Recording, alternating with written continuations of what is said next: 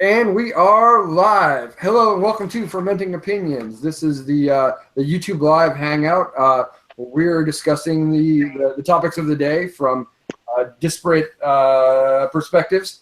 My name is David Papide, and I am one of your co-hosts. I'm James McVeigh. I'm your other co-host. And here joining us today are... Go ahead, Chris. Start with yourself. I'm Chris Lawfrey. And okay, Chris is going to be our resident true blue / red conservative. Our true red conservative. and we also have with us, ladies, introduce yourselves, please. Haley Fox, and Siobhan Reed. Yes. Siobhan. Hello. And if you guys want to say anything about yourselves, now's the time to do it. But today is Wednesday, May 10th of 2017, and we will be discussing the entire shitstorm that has happened earlier this week. Let's see, where do we even start? Let's start. Did anybody else want to say anything about themselves? Where they're from? Anything politically, that is. Where they're from? I already called out Chris, but no one else has anything else to say. Yeah, We're going to get right into our topics tonight. We're going to talk about the Yates hearing. We're going to talk about Comey's firing. We're going to talk about the grand jury indictment. Is it? They're not indictments yet. We don't have indictments. No. The grand jury handled regarding Flynn and one yet unnamed other Trump associate who we don't know who that is. Wouldn't it be funny if the Trump associate was Trump? It might. But anyway, so that's what we're covering tonight. If we get time at the end, I do want to mention, just to get on my hobby horse, about a couple of things that have been going on in Tennessee. May or may not get to those with regards to legislation being pushed or is being passed or has been passed. We'll see if we get to that. That'll be bonus time for the diehards. But for now, let's get into it. It's been huge news, blowing up the media cycle with regards to Yates. So who wants to lead off? Oh, this one sounded like it was right up Haley's alley. Haley and Siobhan definitely were talking about how they wanted to talk. I love how Haley's head is framed in that painting right now. But you guys, I believe there was desire to talk about the Yates hearing. Give us a recap of what we witnessed. Haley, what was your takeaway? Well, I think I'm gonna let Siobhan take lead on this, just because we've all seen the articles about what happened at the Yates hearing. I assume all of us who are at least here in the Hangouts have watched the hearing. Anyone who's watching this is familiar with, at least a high level of what she testified about. So I'm going to let Siobhan take it from here, talking more specifically about some of the lines of questions that Yates received, in particular from a Ted Cruz, and we can go from there. Let's see what she has to say. I think the most important thing is that it's pretty clear from Yates's testimony that the Trump administration knew well in advance about both her concerns and President Obama's concerns about him being compromised by the Russians, and that they sat on that information for at least a few weeks, if not a couple of months. I think it was. It begs the question of why did they wait so long? Why did they wait until the day after the Washington Post exposed his connections to Russia before acting on it? Well, maybe not necessarily why did they wait. It's either why did they wait so long, or what's going on with the management of this administration to where these major red flags are being raised, and people with enough power to actually act on those red flags may or may not be even informed about it. So it's either an issue of why did they wait on this information, or how negligently are they running this administration? So pretty much. And the question is, would we have ever seen Mr. Flynn fired, or General Flynn, I apologize. We've never seen General Flynn fired from this position if the Washington Post hadn't leaked this. That's kind of a recurring issue that you see with this administration, is that there are these red flags that get raised about various people. Are these people even qualified? Are they, you saw it with Bannon, sitting on the National Security Council. What the hell is he doing there? And who the hell is Betsy DeVos? People were like, hey man, that's not how that works. That Trump was like, oh, well, my bad. Maybe I should remove him. And it's like, yeah, no shit. So, it's kind of like this recurring issue of they do stuff, and then people are like, you probably shouldn't do that. And then they're like, oh yeah, you're right, you probably shouldn't. But it takes. Okay, you want my perspective as a Trump supporter? Yes, Yeah, Chris, absolutely. please come in. Okay, I don't know. It is plausible that they were waiting for something to go through that needed to happen. Maybe, Flynn was a key player. Maybe Comey was a key player, if we want to get to Comey. Maybe these are things that they were waiting for, some other shoe to drop before they went forward. Because it's not all about, the public. It's not all about showing the citizens what's going on. I wish transparency was how you could run every government, but it's a matter of trust at this point. And, I don't know. But I know that no one's going to be satisfied with that. If we jump to a conclusion, we need evidence, right? But hold on. I think that is a good idea, that you should only jump to conclusions with evidence, but that seems to juxtapose it to be almost.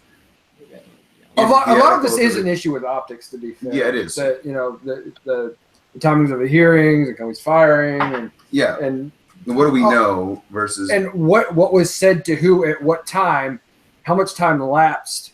But I mean, there are things we don't know, but we do know that Flynn set in on hearings that were highly sensitive on China and North Korea. Past the point, and that's sort of the salient issue is that that Flynn was continued allowed access to these things past the point where the administration was aware of his collusion and the fact that he was compromised. I mean, Acting Attorney General Sally Yates comes to your office counsel for the White House and says, "Hey guys, Flynn's basically a Russian spy at this point." I mean, I wouldn't even go that strong with it. I know, but I mean, she was like, "I've got really that's strong. Compromise doesn't mean he Russian is spy. compromised and is very susceptible to blackmail at this point. Like, nah, you guys might want to do something about it. I'm letting you know this so you can take some kind of action.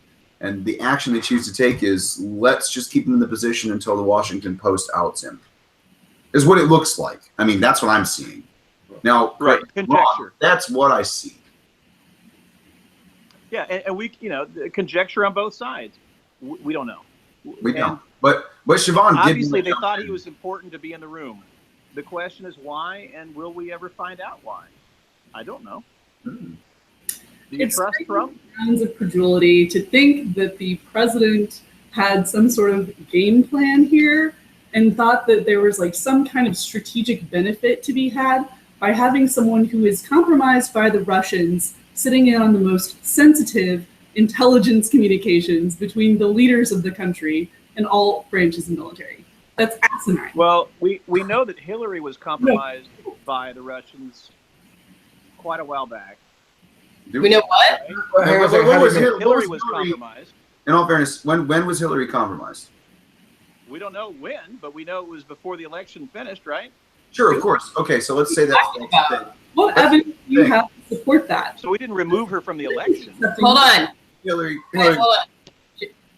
What evidence do you have to support that Hillary Clinton was compromised by the Russians? Michael Flynn was accepting millions of dollars in payments from Russians to give speeches that he didn't disclose to the military, that he was required to get permission to obtain, and then he went to parties with Putin where he sat next to him at dinner all night, and he was meeting with the ambassador when he was not in a public position to do so, and told him that they were going to lift sanctions.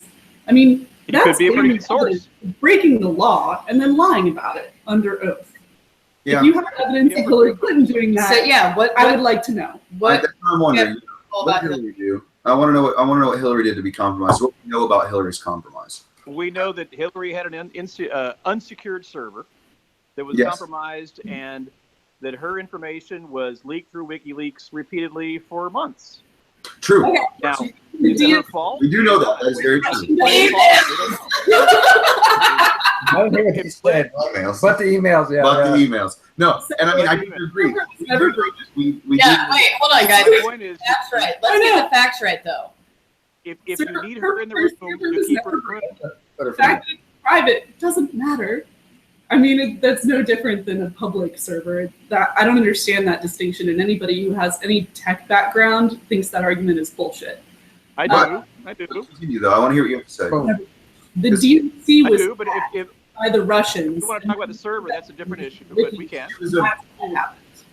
Her information was never leaked. I think. Hang on a second. If we can step back a little bit. Yeah, we need to step back on this one. From the curdling ferment. Yeah, seriously. I think the difference here is Flynn being in a blackmailable Position of power versus and having access to sensitive information Hillary Clinton, versus the Hillary.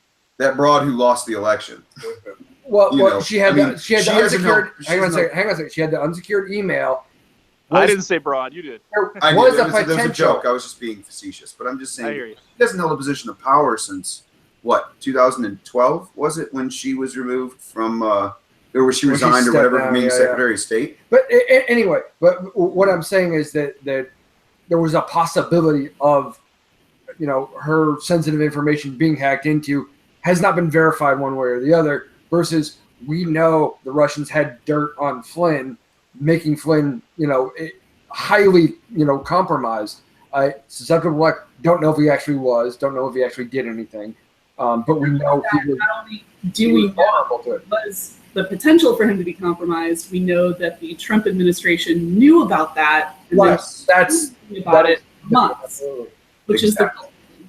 And I don't see what Hillary's being compromised in any kind of way really had anything to do with it because we were leaking. It's not the same kind of compromise. Yeah, exactly. There's an equivocation going on. That's all I was trying to point out. But please continue. She did have someone who was like a major person in her administration who was potentially compromised, by a foreign country.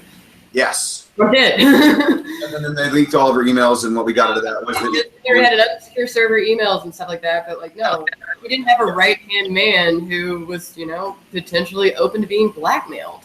yes, exactly. And what information or what moves would he have made as national security advisor with that hanging over his head and the threat of blackmail and everything else? What would he have done to save his own ass that would have been basically sold our country out instead of Hillary sold out the democratic process within the primary with Bernie Sanders? I mean, we all knew that was obvious from the get-go before we even saw the emails that she was anointed already to be the nominee. Sure. And they were going to do everything they could. How do we Go ahead, know that Flynn didn't already divulge his situation before Yates told anyone? What? How do we know that Flynn didn't already divulge his situation before Yates? How did he know we didn't plan? What? Are we asking, did my Vice President Pence intentionally lie to the American public to play a hand to make it seem like he didn't know what the fuck he was talking about? Is that what we're asking? Because Vice President Pence was saying things that relayed to him that were untrue. Sorry, don't talk over. I'm sorry. Chris, go ahead. We're asking when Flynn may have divulged his vulnerability. Maybe not in totality, but he might have divulged it earlier. We don't know. Maybe there's something very sensitive going on that he needed to be involved with. I don't think that's even remotely plausible. That's what I'm wondering. Yes, I'm saying. Hey, why not? Tell me why not. I mean, what possible purpose would it serve to have your national security advisor be compromised by one of your biggest, foreign competitors and have them sit in on sensitive intelligence communications between everyone who runs every branch of your government? That doesn't make any sense. You would install a spy at the highest levels of government intentionally with no hope of there being some kind of good double play.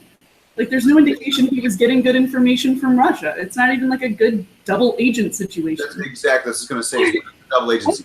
Pro. Yeah. We don't know. This just seems like another potential excuse. I mean, I want to hear a good pro. We don't know is what I'm saying, but that is always a potential because there are just as many double agents as there are agents out there. That's okay. Well, if he were a real double agent, we wouldn't be putting him in as NSA, national security advisor. We'd be installing him as Russia's national security advisor so that we could get useful intelligence from them. Very true. Not from us. It doesn't make sense. The flow of information is left to him. Right. The problem with that is that, you know, I am, because I'm an advocate of, of learning a lot of good philosophy. And, you know, in philosophy, you know, we have Occam's razor, you know, where essentially the simplest explanation is most often the correct one. Yes. And we can add sort of layers of conjecture to say, well, maybe he was a double agent and deliberately feeding the Russians false information. We don't know. Based on the idea that he knew he was compromised and was deliberately feeding him false information versus he was just compromised. You know, we don't have any evidence of that additional layer. We can say, yes, it's logically possible. But is it likely? Is it plausible? You know, okay, you disagree. We understand that. Sure. Let me ask you, who would be president right now if the principle of Occam's razor ruled? Well, president today? Siobhan and I don't know the answer to that question, but Siobhan and I just had a good point. If we are playing the long game, then why was he fired then?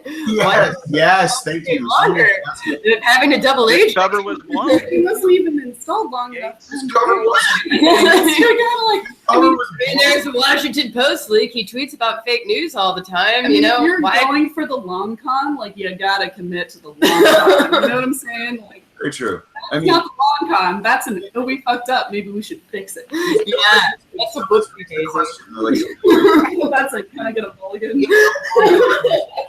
If the long con was intentional, like really, like the most telling thing to me is President Pence is out here selling the bullshit. Like, Pence is the only guy so far that we have zero inkling of any kind of smell test problem whatsoever. He doesn't know what the fuck is going on. Which That's why. That's exactly why.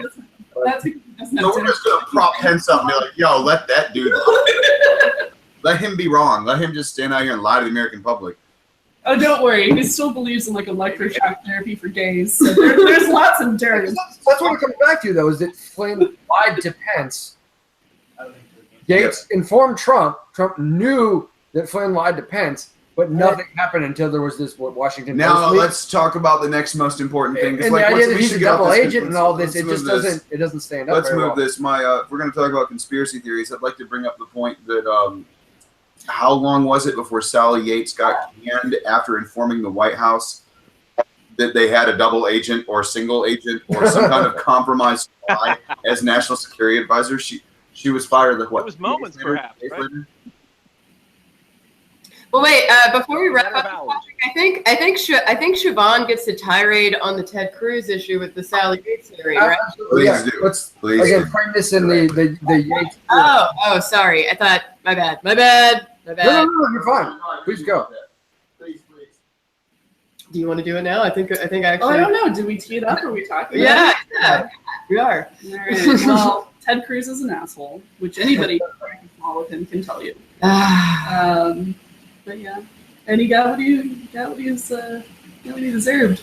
I mean, you really should not go toe-to-toe with a federal prosecutor and try to cross-examine her when you yourself are like a business litigator that maybe went to trial twice in your entire career. And I just, he anyway, sorry. All right. Well, we've already... And that's fine because, again, once you get to listen to our podcast, being a secularist, first and foremost, someone who is espouses a lot of dominionist ideas. I really have just no use at all for Ted Cruz, and I find many of his arguments to be sort of very selective and disingenuous. And the way he engaged on the Yates trial is very quintessential of that sort of approach to the law, where I think he actually knows better and is choosing to take that tack for political purposes. And I agree that I think Yates handled him very well. Yeah, I mean, he walked right into that trap with Yates. I mean, either he thought that she is an idiot and wasn't going to be prepared for that, or he really was just trying to score some points politically. And I think if you see people's response to their exchange, you definitely see that. Like, people who are lawyers are like, yeah, Yates schooled him. That was stupid. But other people are like, oh, yeah, Ted Cruz made a really great point about that, that particular part of the statute. And it's like, no, he really... Say that. I haven't seen that commentary yet, but that blows my mind. I mean, I'm fairly conservative and a textualist, and I'm still very embarrassed by a guy who is our standard bearer for textualism. I mean, Sally Yates was right, bro. Like, you got kicked in the teeth. That's what happened to you. That's what happened. You were embarrassed by a University of Georgia attorney. Like, you are with the Harvard Law, and you guys really love that. Yeah, come on, we went to Baylor, so. I'm just saying that the T14 really love that stuff. They really do. Yes, that. They get talked by that. And University of Georgia, this. God, No. Chris, I think you and I are the only non-lawyers here. Is that the case? Now, wait, are you guys telling me that the Harvard lawyers don't have an elitist thing going on? Oh, they totally do. But they That's my point. Is that you just- I mean, but I'm just saying, both of us have to deal with a lot of those a lot, and we've beaten them numerous times. Of course, I know. Oh, And so it's- yeah. No, I fully understand. I'm not knocking on anybody. I'm just making the point that from the elitist standpoint, whenever you say University of Georgia lawyer beat a Harvard school lawyer, we're saying Baylor people beat Harvard people all the time. That's not a good point. Exactly.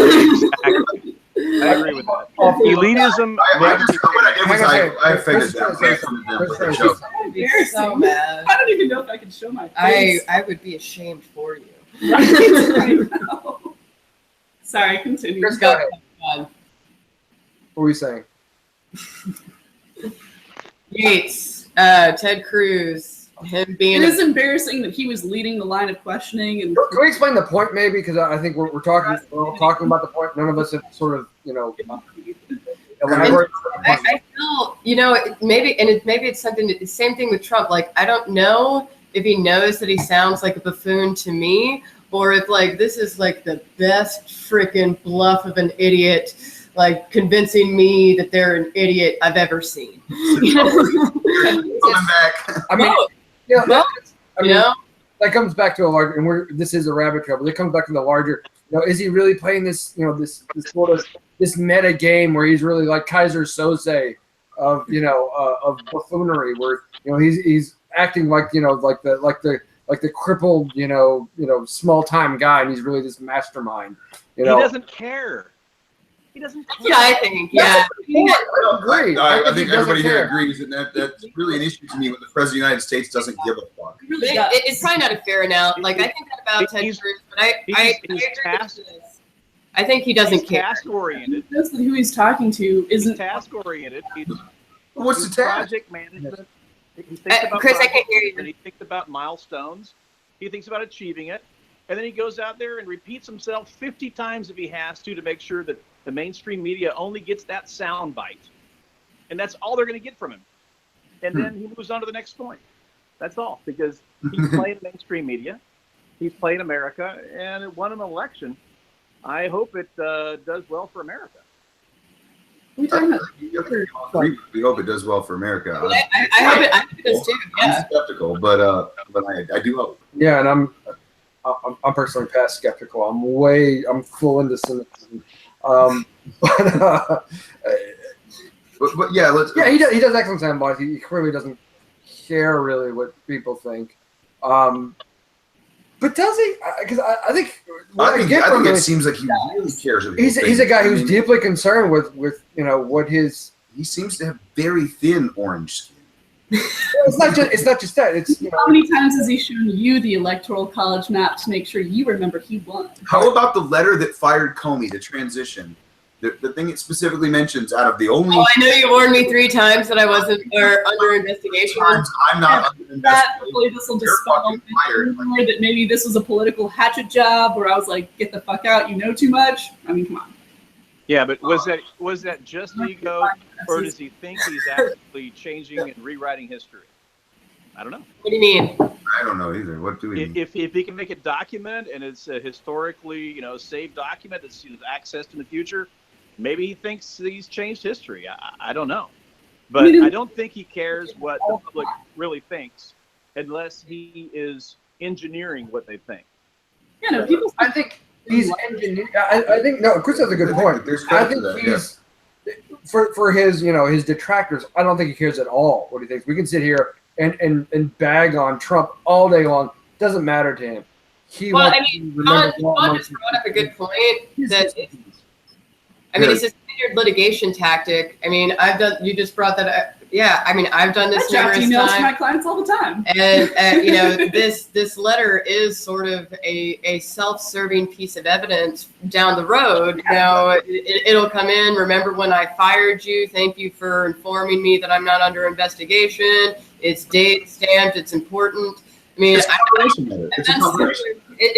that's actually what It's a solid CYA measure. yeah, but the only thing poorly is executed in this instance. the only thing is whenever my mind is thinking about doing those kinds of things, I'm setting myself up for a fight. I'm setting myself up because there's something fucking wrong that my client might have done wrong. And I mean, I would never say, hey, thanks for informing me I'm not under investigation.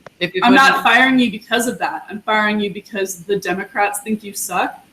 Like, I mean, that's obviously a CYA situation where, like, that's not the real reason. Okay. So let me delineate two issues. Yeah, I want to hear what's Chris saying. Let me delineate two issues there. First Hey, of all, Chris, can you like You on video, man. I'm having a hard time hearing you. It's really low, but okay, I'm down to 10%. But volume thing? Oh, first okay. of all, he only wants to cater to his market niche. That's business. And second of all, if he's expecting, you know, detractors out there, because there are so many, from the mainstream media to the Democratic Party to God knows who else, he's trying to create a paper trail, the CYA paper trail you're talking about, even though he may not know who it's going to be in the future that he has to deal with. So that might have been advice to counsel. I don't know. Right. I think a lot of this he does for optics. I think a lot of it, you know, the moves he's making, he's moving to try and make himself look as good as possible throughout this whole process. I think the problem is there's no way to really make himself come out of this smelling like roses, is what it's looking like so far. And that's why those of us who are his detractors. Well, I mean, Chris, you used we brought the torches. For Trump to come out of this unscathed? Are you asking me? Okay. Yeah. Have you watched Breaking Bad? I have. Every episode, I thought the guy was going to die. I mean, it was over for him. Eventually. He does eventually die. He does. I mean, not on his own terms, though, I don't think. 10 minutes sometimes. And I think that's how Trump has run this campaign. He didn't care. He said, okay, if I make it to the next step, then great. If I don't, then I'll move on to my next thing. And you're trying to say Trump is the one who's knocking? That's what you're trying to say? Trump is Heisenberg.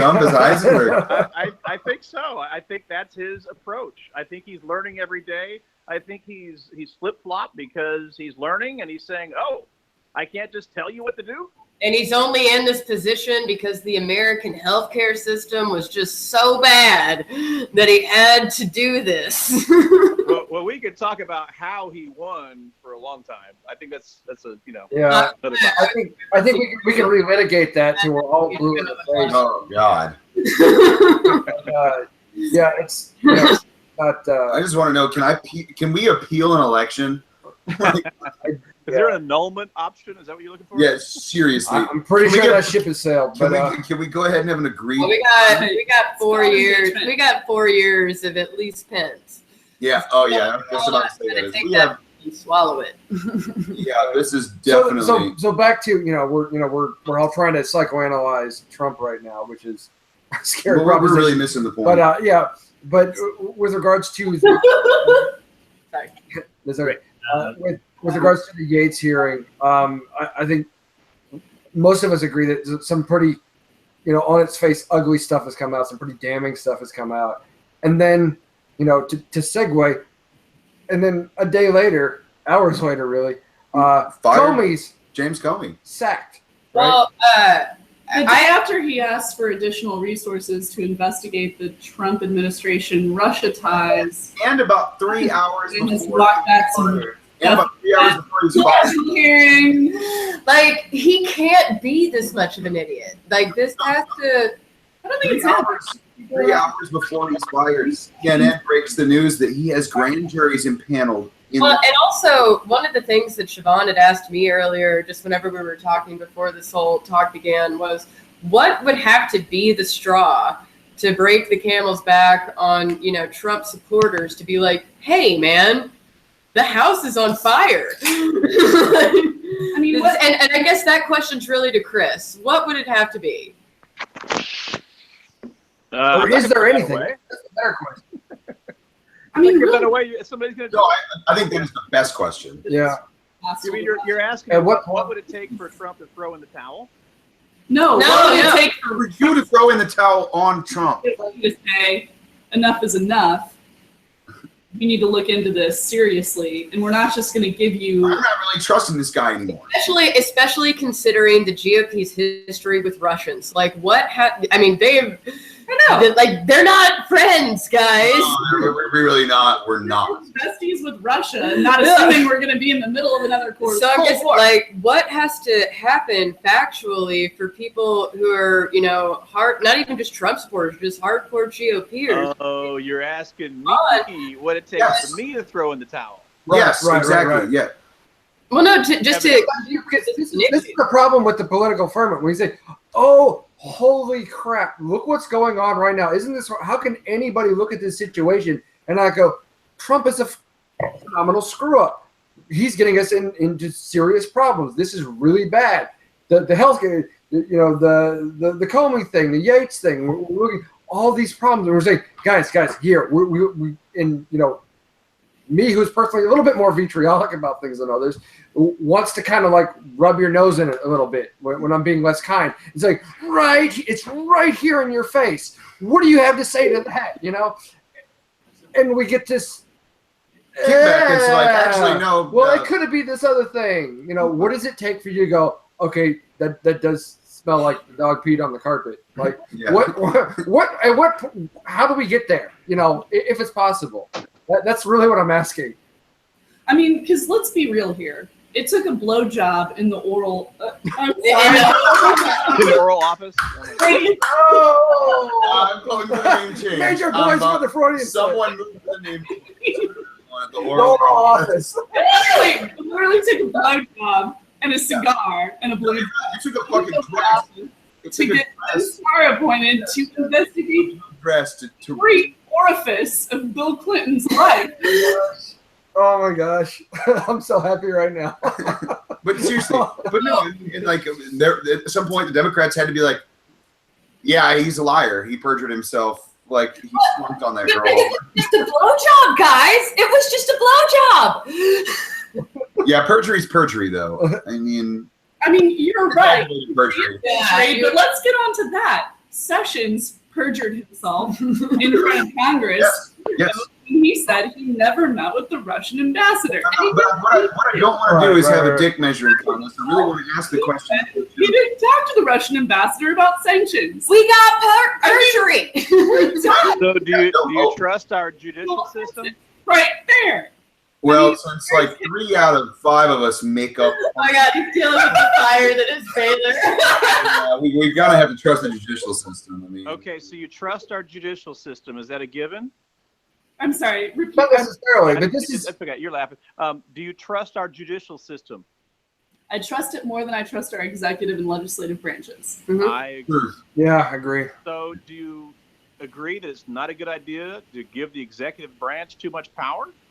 I completely agree. Yeah, that's why I don't like executive orders. Well, it's definitionally true. Too much power is more power than anybody should have. Yeah.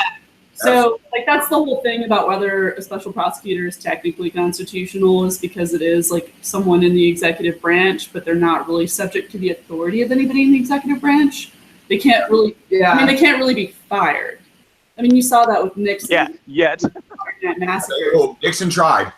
Nixon certainly tried. Attorney General, the assistant attorney general, and then he went to the solicitor general before he could get the special prosecutor powers.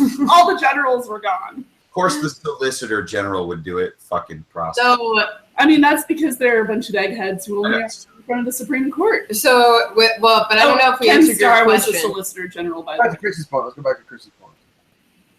So do you think that Trump has too much power? No. I want to go back. We've been The question is, why haven't we appointed the We're all special sitting here doing this big circle jerk. I want to get on the point, and I really want to ask Chris, collusion with Russia? as a Trump supporter, what does it take? At what point do we get where you say, Yeah, I think something's hinky here. I don't trust Trump anymore. What would it take? Evidence. What does it take? Evidence.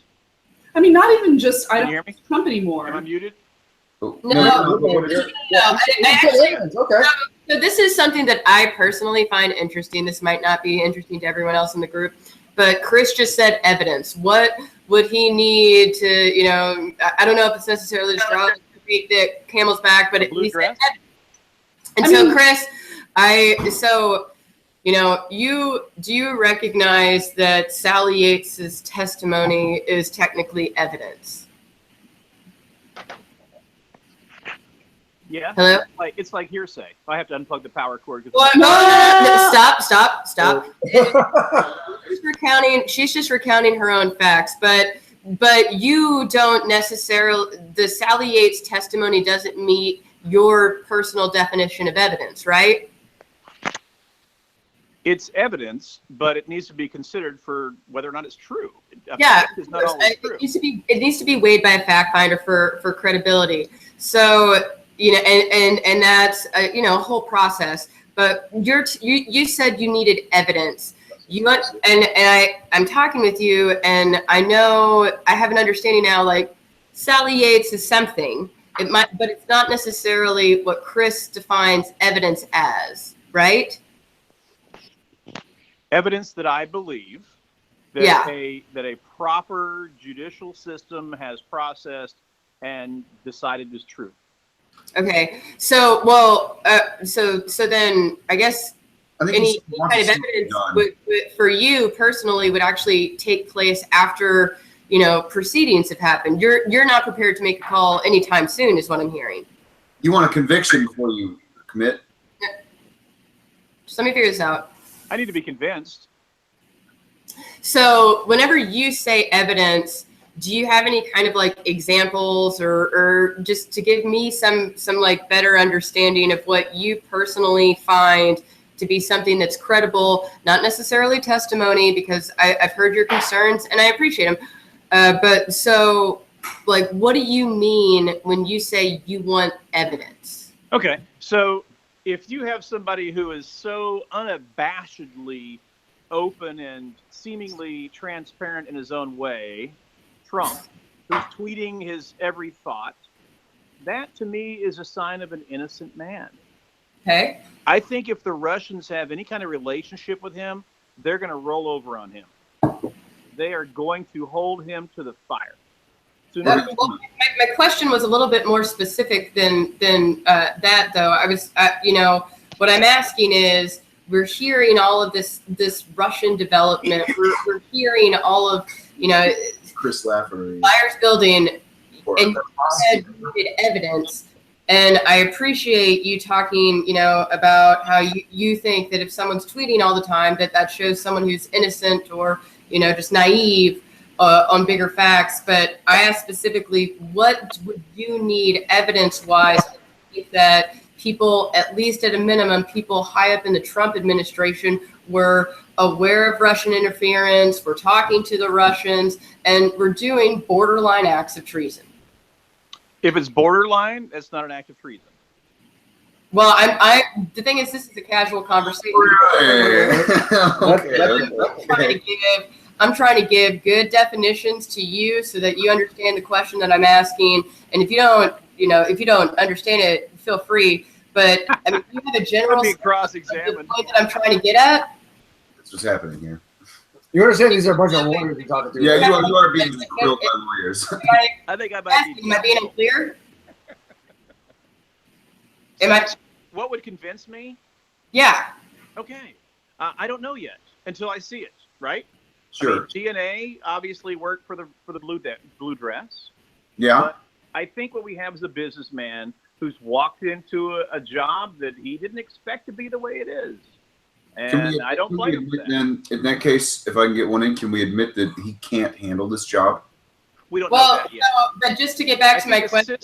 The system of politicians running things because of their cronyism is a problem, and maybe he's the deal buster that we've needed.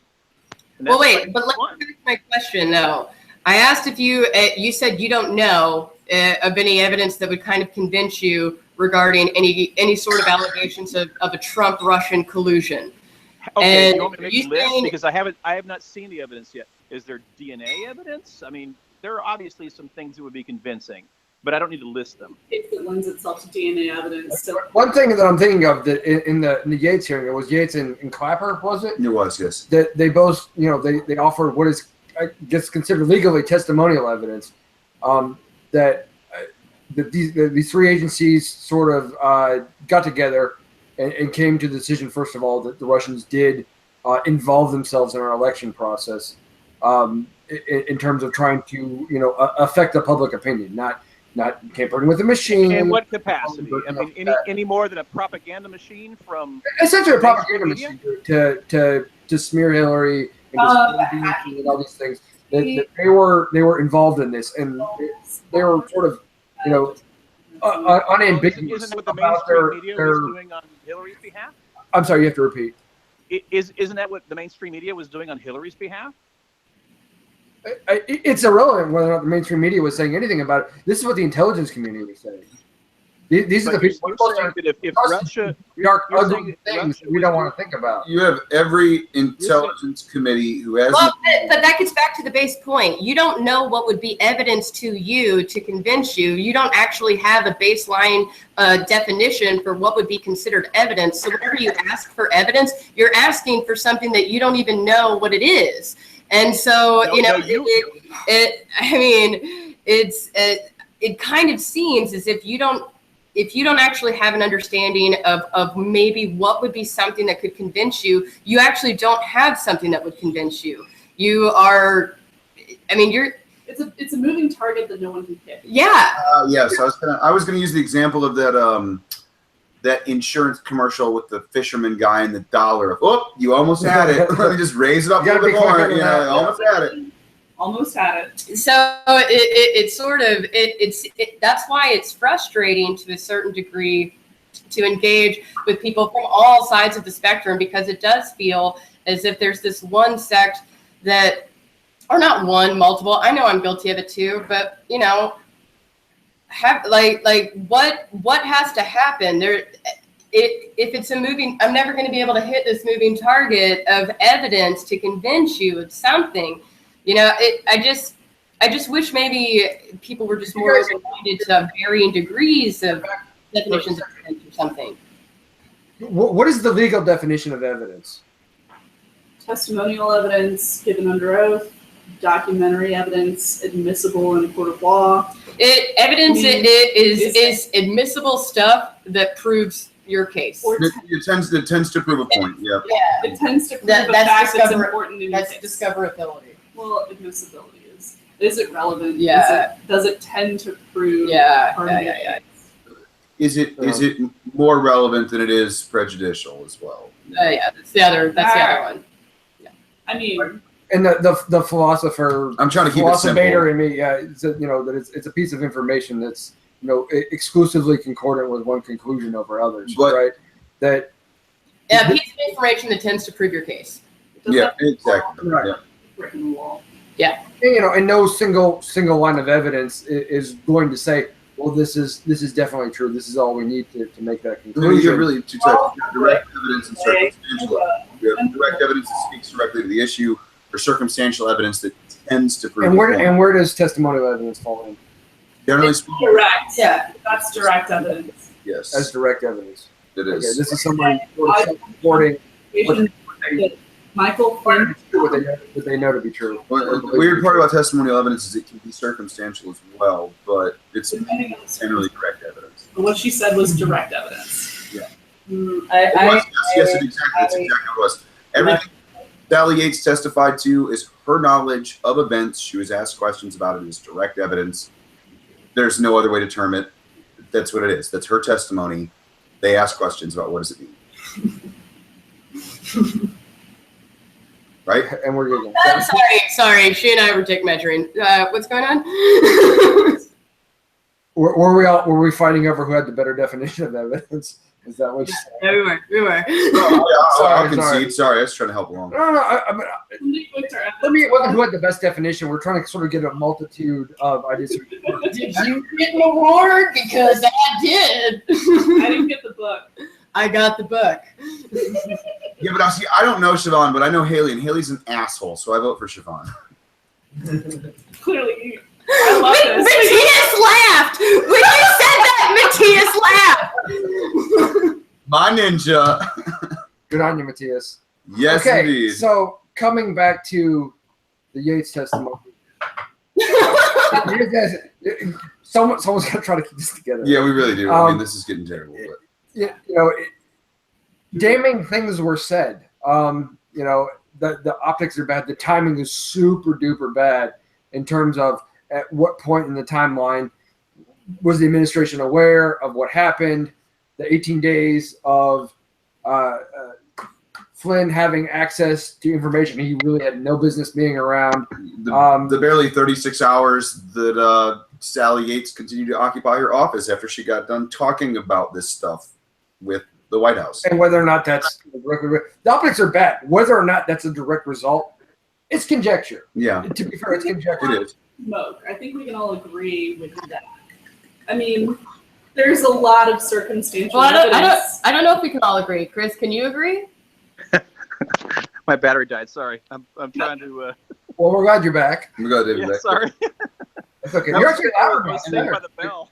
I do find it suspicious at this point that every time someone has something damning to say or do about Trump and this Russia investigation, they get fired. We go to James Comey again. Comey impanels grand juries, you're fired. You know, like, well, Comey didn't impanel them, actually. The Department of Justice did. But either way, we get to this point where Comey is making headway, asking for more budget, wants to get serious with this Trump investigation. Fired. You know, Sally Yates comes to you and says, guys, you essentially have what could be a Russian spy as your national security advisor. Fired. I mean, circumstantially, it looks pretty goddamn bad. Does anyone disagree with that? I mean, and also don't forget that, you know, his son-in-law has met with, you know, Russian dignitaries, foreign leaders. Betsy DeVos's brother, who runs Blackwater, has met with Putin's bestie. I mean, there are a wonderful human being. a lot of people that are connected to Trump who have relationships with Russia and have met with Russian leaders in positions of power since he was elected. And I haven't tried to verify these quotes yet, but didn't both of Trump's sons involved in his business both defer to the fact that we don't rely on American banks or funding? All of our shit comes from Russia. That was like 2014, so that's something to keep in mind. And I think theoretically, actually, they borrow all their money from Deutsche Bank in Germany, Yeah. and also from the Chinese state bank. Yeah. I don't know. And it's, I don't know. You know. Yeah. But wait, Chris, Let's go off on a rabbit trail with that. I want to know though, do you agree there's a lot of smoke? Oh yeah, there always is. I mean, in Obama's administration, there were many questions often. But come on, the birther incident compared to the Russia incident, that seems like on an entirely different plane. We're not talking about like a little bit of smoke on a bunch of variety of topics. We're talking about a lot of smoke about Russia. Yeah. We're talking about That's how I feel about it too. It's like, look, I got a million things. I have a million things I can bitch about Obama. Administration meeting with people from Russia, Russia directly interfering in the election. And whether or all not of these is issues this enough seem to smoke? revolve around the election, don't they? What? All of these issues that you're worried about right now seem to revolve around the election. Is that better or worse for you? Just a question. Okay. I'm asking, right? they do, yes. No, she's asking. I mean, I am asking you, like, if it were just about Russia intentionally interfering in our election with the intent to install Trump as president, does that make this situation better or worse for you? Like, do you think that's a pro or? Well, of course, that makes it questionable. I'm not sure it's better or worse because I'm very disappointed in mainstream media. I know that it's hard to believe, and for many years I thought we could turn on the television and expect that what they said was true and objective, but it's really not the case. Can we talk?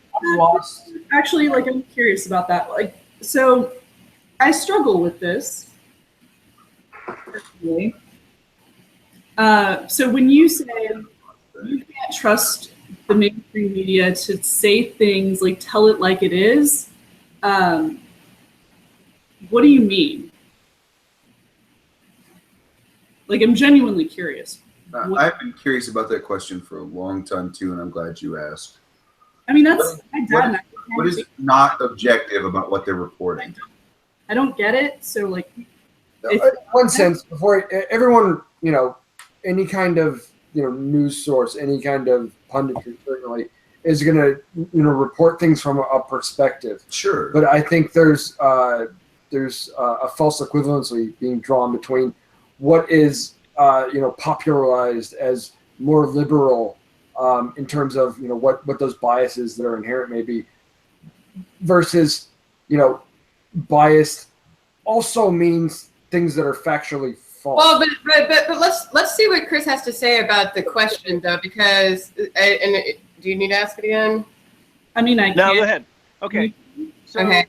if anytime you see a news story that starts with includes adjectives, be wary.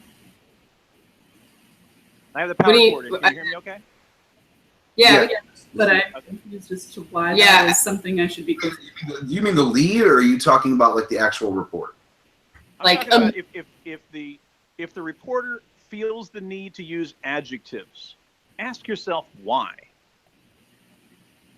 They're a Make cornerstone of language. But see, that's new. You've all seen My Cousin Vinny, right? Are you being Right. Ago, when I was persuasive writing?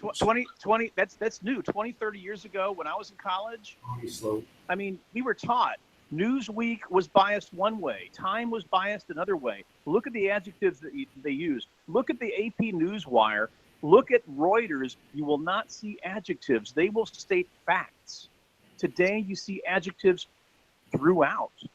And I think it was that way 50 years ago, but it really wasn't that way 30 years ago. And I think they have a great effect on the masses. Go ahead. I mean, I don't necessarily agree with that as an indication of bias, because I think we all know that reading a cold record doesn't give you a feel for what actually transpired. I mean, we use adjectives to explain things like, I mean, we've all seen My Cousin Vinny, where the guy, they read the cold record into the cold transcript into the record, and he says, yeah, I killed the girl. And it's like, well, yeah, but he was being sarcastic at the time. So no one said, he sarcastically said he killed the girl, right? We use adjectives because we don't just, journalists are not parrots. I mean, lawyers are not parrots. Yeah. We aren't hired to be parrots. I mean, we look at a set of facts, Hired to represent a position. we analyze it, and then we tell you what our thoughts were on the situation because we witnessed it firsthand. And that's what you use journalists for. I mean, imagine. And that's why you're there to convince the jury, right? It wouldn't make any. What?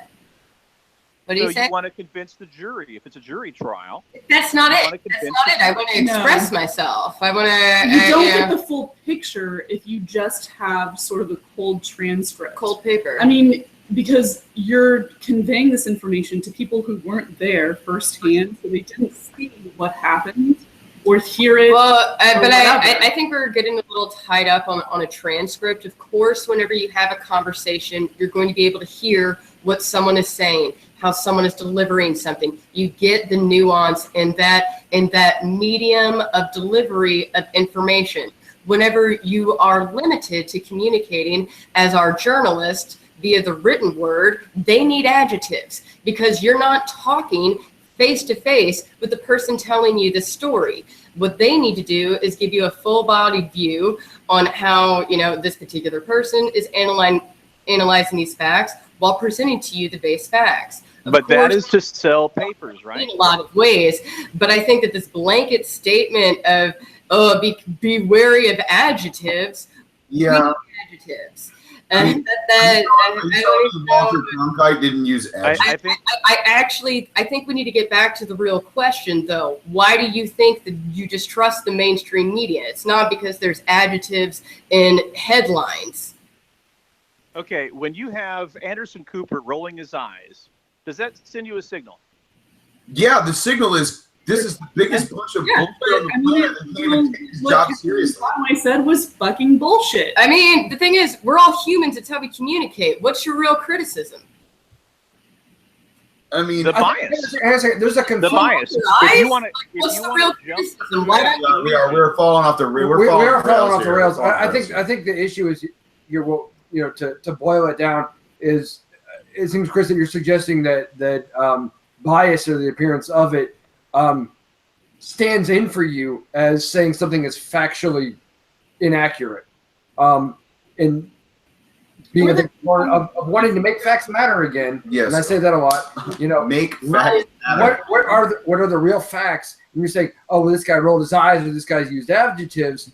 Therefore, I cannot trust what he's saying is not a lie. To me, that seems like a non sequitur. I don't know how you get from this point to that. And it's relevant because it comes back to the Yates testimony, Comey's firing, all these things that are happening. If everything's filtered through, mainstream media is being, emotive and are trying to engage you emotionally, to be clickbaity.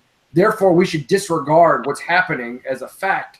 To me, this is hugely problematic in being able to agree on what's occurring in reality. If you want to discuss a fact, then we discuss that fact. Sure. And then we decide if we believe that is true. Because not all facts are true. Well, definitionally, they would be. There's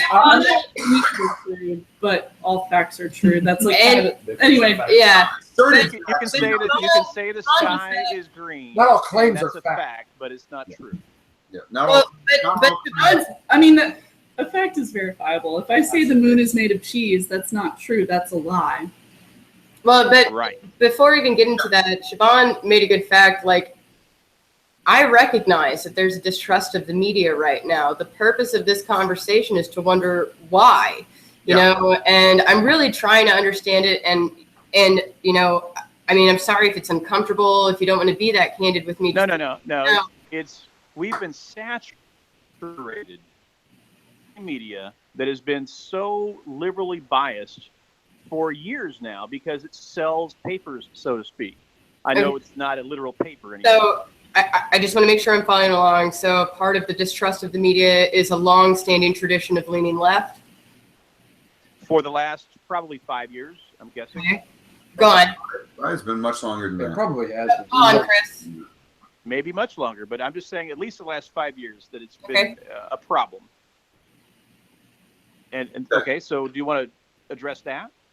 Well, I recognize that it's an issue. I've seen it numerous times as I'm discussing on these forums on Facebook. I see it in the written news that I read, and the people that I talk to in my life. I understand it's an issue. There's a distrust of the media. And I think it's spreading on all sides, but there's an borderline inherent distrust on people who are way more far-leaning right, such as my father, who is one of the people that I'm really thinking about whenever I'm trying to understand this issue that we're facing in our country right now.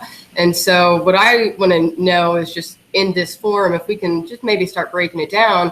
So the first thing that I'm hearing is a long time of what, is perceived to be left-leaning, left-friendly news reporting.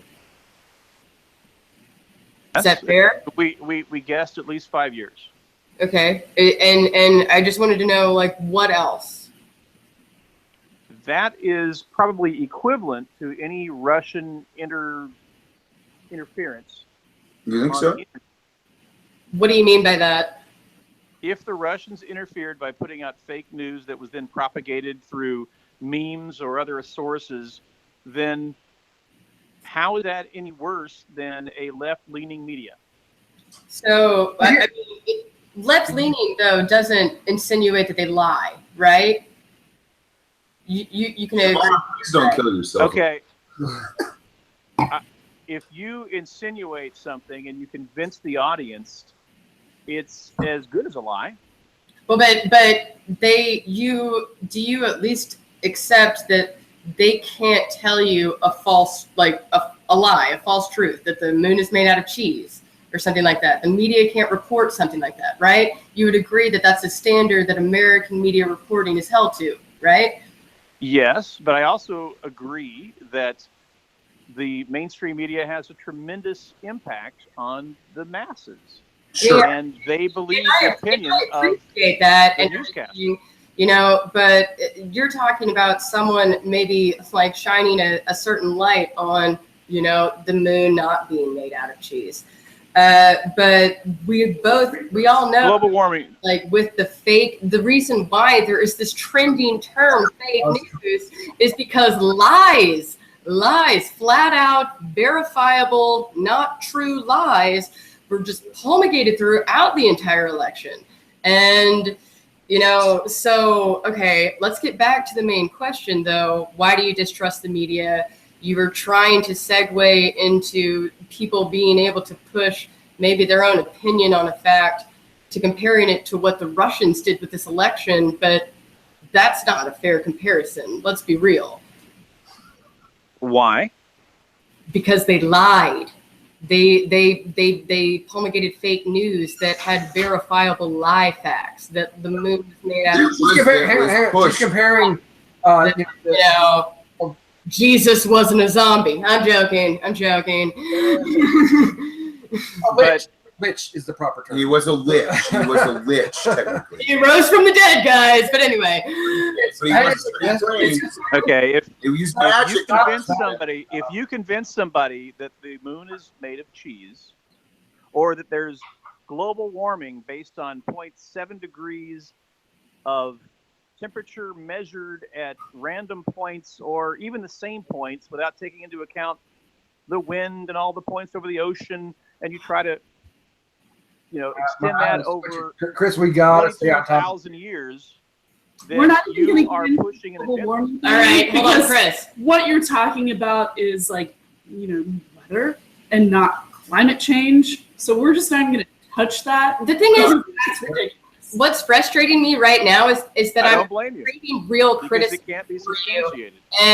And I want you to tell me what's going on, what's wrong right now. I want that real criticism. But whenever, you know, like. And what you've said so far is someone's allegedly biased opinion of fact is somehow equivalent to straight up lies. It's too and personal. interference with our We're democratic. talking about It's too influencing personal. voters, right? I appreciate your mindset a lot. What do you think? Are we talking? Is that it has an Guys, let me finish. Guys, In the hat. guys, Stop just let me talking. finish. I Are we? appreciate where your mind is at right now, and I want to understand more. But you know, I'm Then let me talk. asking you a hard question. I'm asking you to really think about it. So don't go to the crap, man. Let me talk. And maybe it'll help. Let me Okay, talk. give Chris the floor. Give Chris the floor. Everybody stop. Everybody stop. Let Chris speak. So like, So Yeah, if you have Okay. if you have an election and you want to influence it in a certain direction, and you're the media, you don't want to be caught lying. But you may influence it any way possible. You may roll your eyes. You may have a very strong opinion that we should go a certain direction. Okay. And I think you agree with that. And you're okay with that. No, okay, well, It doesn't mean the What- media. so I guess my next question is, guys, I guess the next question is, so when something like eyes rolling, why is that so powerful and convincing? Just because I deal with people rolling their eyes at me all the time, and so like why is that so persuasive to you? but not To only distrust that. the media. Yeah, exactly. It's like, why is Anderson Cooper expressing an opinion about the credibility of eye-rolling. Kellyanne Conway's statements? So, you know, why does that mean you can't trust him, essentially? But yeah, like why does the eye roll jade it so much? Because he's expressing his opinion, and he's supposed to be an objective reporter, right? Yeah. what he's done is he discredited. No, let me hear him out. Yeah, I agree with you. Okay, so you agree that his eye rolling is inappropriate. Yeah. Yeah, he's discrediting I mean, his source. if he disclosed that, okay, he's a fan of, a particular ideology, then we can take that into account. But not everybody understands. So it's once you know party positions. Hang on, question. When has Anderson Cooper ever come out? It's once you, it's once you know party positions. Do you think maybe journalists shouldn't disclose their party positions? I think they should. Has Cooper ever disclosed his party position? He's Democrat. They should. Do we know that? But maybe that kicks in like that knee-jerk bias, man. That immediately that's going to give this like heightened sense of discredibility.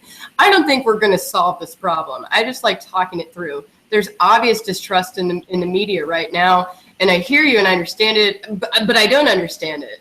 So the eye roll for Anderson Cooper just hits such a more heightened sense because you view him as partisan. I generally vote Republican, and I'd roll my fucking eyes at Kellyanne Conway. I mean, I'm just going to. Chris. Who doesn't? Yeah, Chris. The eye roll. You view the eye roll as being bad because you view Anderson Cooper as partisan. I'm giving you a very simple example. Mm-hmm. Yes. Yeah. That's all. I'm not saying mainstream media is. You know what I mean whenever I say partisan? I mean he's pro-Democrat. They're using the tools available to them. More seriously, and the tools available to the mainstream media are different than the tools available to somebody who's using Twitter or whatever other means to try to win an election. So what we're saying is that there's a big difference between CNN and InfoWars. Right? No, I think it's in terms of widespread audience and exposure and everything, like under Pulitzer prizes. I'm not trying to compare the two as credible sources or anything. I'm just making an example of, basically. Yes, but somebody. But there are some cases the mainstream media will not give an objective view on a story, and we end up finding out through a third source, and eventually the mainstream media may or may not cover it. What's an example? When they do cover it, they're rolling their eyes. Perfect example. I'm just curious. Do you have an example of that? I do. I have a perfect example. The grand juries that have been convened. I brought this up through Twitter reporting like 2-3 weeks ago, I think. That's a good segue. I brought these grand juries up, and the immediate response from most of the further right people on the page came back and said, "You have no proof of this. The mainstream media is not reporting on it." And I said, "Well, they can't because they don't have definitive sources they can link to yet. Thank you. They have rules of journalism they have to follow, whereas somebody who just happens to be in the know can go and check their own couple of sources, get the same answer from people who are friends of theirs in the DOJ, and can say, I'm not quoting anybody, but guys, let me tell you, there are grand juries being impaneled right now for this Trump investigation. Heads are ready to roll. We're about to start indicting motherfuckers. Yeah. I post about this, and the immediate response is, "Now you're full of shit. The mainstream media didn't report on it." So then the mainstream media reports on it, and then it's biased. Hey, remind me, by the way, to put an explicit tag on this. Yes, please do. Yeah. And I understand that people will believe the mainstream media, and that is part of the problem. I think there needs to be equal representation, or at least identify what your bias is. No, I think that Chris is hitting on an interesting point that I'm starting to mull over a little bit. I mean, like, what do you mean when you say equal representation? Like mainstream media and who? And what exactly? I know. I hated Fox for years because they were so really bad. Because they were so biased. It was just repulsive. But in the last 2 years, they have provided information. And I won't say it was objective, but I would say they provided information the mainstream media wouldn't bring out. And no, I can't give you specific cases right now. I've been drinking. But the bottom line is, I think you probably agree that they have provided much more conservative information than the mainstream media. Can you agree with that? Yeah. I mean, conservative in conservative viewpoint, yes, but if you're defining it like factually accurate, that's yes. And I actually now think it's a good time for Siobhan to give Chris a little bit of background because just Chris, FYI. Wait. I have probably a Republican. Let me give you one more thing. He is probably a Republican. Thanks for outing me. let me give you one more tidbit that I feel is important. and Go ahead. as far as my perspective goes. So Okay. the fact that they are openly Republican is, to me, now endearing. I know that they're slanted. I know that they're jumping to the conclusion of I met Rush Limbaugh. I spent a few hours with him, and he told me, frankly, he's an actor. And I respect that he's saying he's trying to represent the farthest right possible so that people will have a choice. And it's interesting. It's interesting that you said that, because whenever I was mulling the idea over in my head and people were talking, the word that kept coming to my brain was the word commitment. And it's a two-way street with how you balance commitment, because if you are perceived as someone who inherently commits to a cause that is at a complete different, ideological standpoint than another side, there is just like this sort of knee-jerk bias. And then also, if you don't commit to having a certain leaning side, the fact that you haven't committed to that is always going to maybe come on, we know you're liberal, or come on, we know you're right, leaning or left leaning. Whereas with Fox News, we know they're right. They committed to that. There's going to be some knee-jerk things that I'm inherently against, but I don't think that they're trying to hide the ball or anything. In the position that they're trying to push. So yeah, that's interesting. Yeah, I don't know. I'm gonna think about that idea a little more. I just wanted to throw that out there. I mean, I think what's important also to realize is that for me, when I analyze news sources and what journalists say, I look at what their premises are, and then look at what their logical reasoning is, and then decide whether or not I agree with their conclusion. And I think the problem is that a lot of people say, oh, you're liberal, or oh, you're you're too conservative or whatever. Therefore, I fundamentally disagree with your conclusion without deciding whether or not I think your premise is bullshit or if your logic is flawed. It's kind of dismissal. That's the problem. People are trying to be chameleons. Too many people are trying to I'm guilty of it. But yeah, no, you gotta, if you're going to commit, you have to accept that certain people are going to be inherently against your idea, but they're also going to know that that's the side that you've committed to. I don't know. Interesting thought. Well, don't make me segue to gender, because I feel the same way. Commit one way or the other, and that's okay. However you use your parts, that's okay. Well, that's going to be another topic for another day, I'm sure. I believe you. But I think James wanted to talk a little bit about the jury something. The jury something. No, I think this is, first of all, I'm just going to say to put a bow on this particular aspect of the discussion, this has been a massive rabbit trail, but I think it's been necessary, because every time we talk about what happened and can we agree on facts, it comes down to essentially what our grievances. It comes down to your source is bullshit. I think yours sucks. I think it does. And we can't, because we can't talk about we can't agree on what's a fact and what's evidence, right? This is foundation. Right. We no longer have a foundation. This is why we have fermenting opinions, is because there's no longer a foundation to agree upon in terms of objective reality. You've got to find a way. 2 + 2 is 4. We have to start there and just expand out. We're taking baby steps on trying to understand and perceive reality at this point. When we have these deep political biases, we're stuck. So every time something like this happens, and people like me on the left, the flaming liberals, that we want to rub Republicans' nose in what's going on right now, it's not possible because they can't agree that it's happening.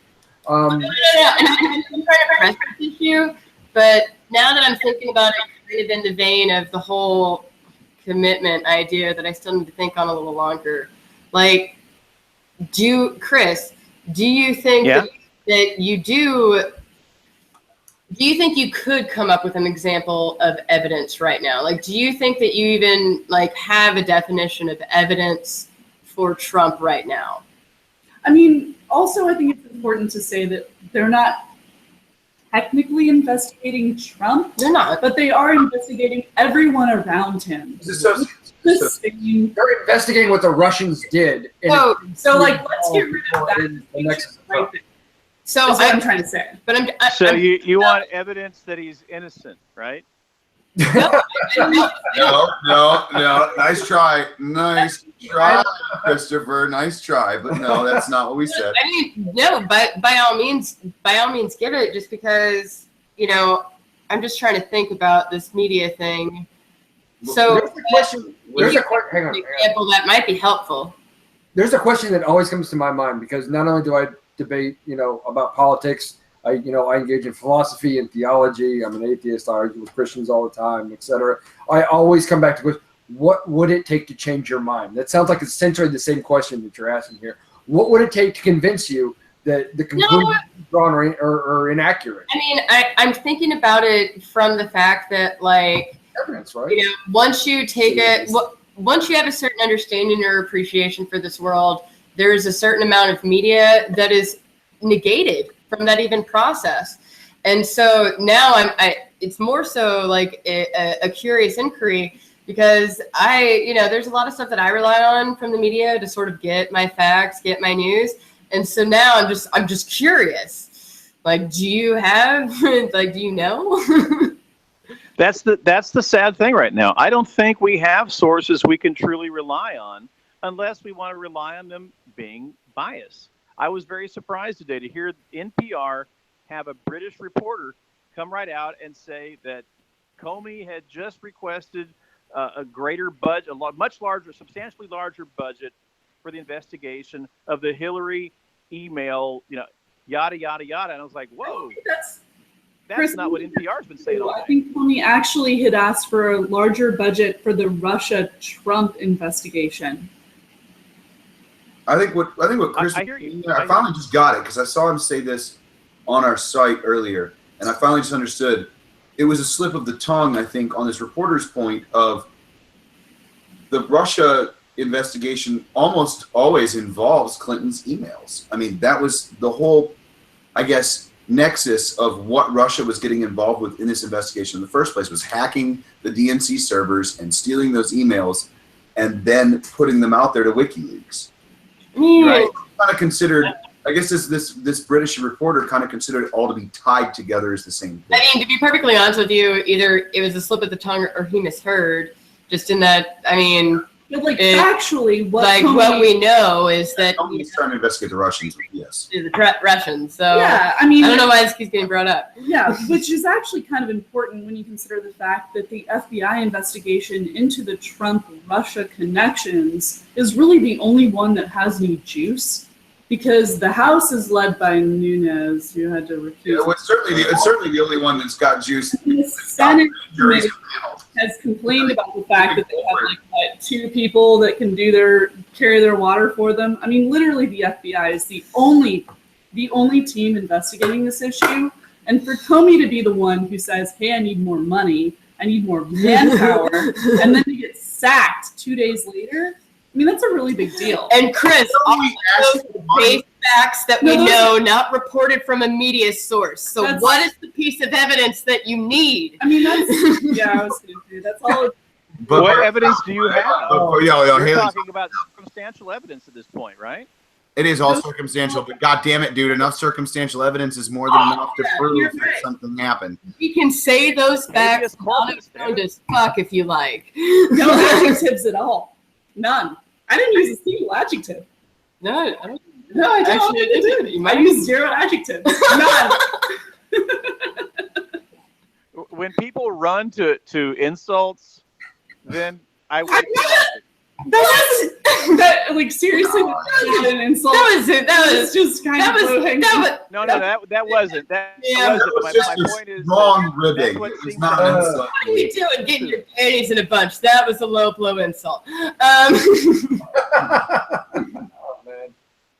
I mean, where are we with this thing? I don't know. We really got it. I don't think we used At this point, I think what we need to do is wrap this live episode up and maybe debrief, after we stop broadcasting. Because at this point, what the hell have we been doing except kind of like kicking each other around for an hour and a half? Yeah. That's my point. It's been fun, but there's been zero structure here whatsoever. I mean, this shit went off the rails like 15 minutes in. But That's Yeah, I I'm mean, down to stay on this camera. it's been about how can you justify your position. But now we're back on Comey, Yeah. which is important. That was on the agenda. I mean, guys, seriously. In all for, fairness, everything for- Siobhan has said has been like legitimately on point. for the one person listening to this, or whoever listening to this, This will be me you know, later we'll tonight, be kicking James. myself. You know, who'll be mad. There's a thing that happens when we have these conversations, and there's a little bit of alcohol involved. Usually it's me doing this. It's you. We get The bad guy. We'll sit in about 45 minutes. First. This is way off. This went way off. We're not on topic. We're not on task. We had a run sheet. We completely abandoned it. That has certainly happened. I think we've had a good conversation about facts and reality and bias and our presuppositions and all these things. But arguably, did we touch on Yates, Comey, talking about that investigation? Yeah. Well, but it's an interesting thing to think about, and just like the general discourse continuing forward with the society that we live in now, and understanding and appreciating everyone's side on the issue. Like I want to understand why I don't have an inherent distrust of the media yet. And used to. I don't know. I'm still barely an adult. But I want to hear like why Props for admitting. why people who lean on a certain position a certain way. And I don't like it, and I think it's good to talk about it. I understand that it detracted from the, Sally Yates and all of the other topics that we had, and I apologize. That was my fault. But I did want to hear what Chris had to say, just because it's good to know. It's good to know how to talk about the news and honestly how to know to be persuasive, because apparently adjectives don't do it. Okay. Hemingway said that adjectives are cheaters. So just to give you a little bit of background on me personally, I went to UT in Austin, and I worked for a Republican state rep for a couple of years. And we had Fox News on his background noise in our office all the time. And for a handful of issues, I was pretty conservative. We're in super Texas. Conservative. Super conservative. And I will tell you that, so I took a lot of, I majored in architecture, but took a lot of government classes because it was something that I found interesting. And I will say that I took a media effects and politics class. And for me, my main distrust of the media stemmed from the fact that something like 98% of journalists vote Democrat. Yeah. Which, if you look at Thank you. numbers, that's pretty damning, right? Yeah. Sure. Except the fact that you have to understand that, just because I vote that way doesn't necessarily mean that's how I think or how I logically present arguments. There's also a very common saying in journalism that They don't make a whole lot of money. Of course they're Democrats. There's a common saying in journalism that the facts lean left. Because they do. Yep. That's true. It's not that it's biased. It's just This is a libertarian. this saying, is libertarian saying this, but it's true. The facts tend to lean left. And not just that, but the people who Conservative own ideology major news outlets are He said the ideology word. I did. So- Conservative ideology requires a spin a lot of the time because, generally speaking, when you look at something just on the surface, it's easier to say the liberal perspective of what feels good, or I really think that we should be helping the poor. Yeah, me too. We all But do. The question is, does the government help the poor, or do people help the poor? Right. And the fact that I would say we all learned, because that's my tendency to say, but I will back off from that.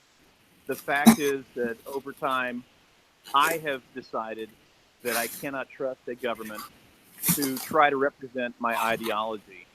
So that's why I'm conservative now. I voted for Obama, and I wasn't horribly. I was going to say, I'm sorry, you're breaking up there. Can you hear me now? There's a lot of background noise, guys. I don't know what's going on. I heard the O word and what sounded like a confession.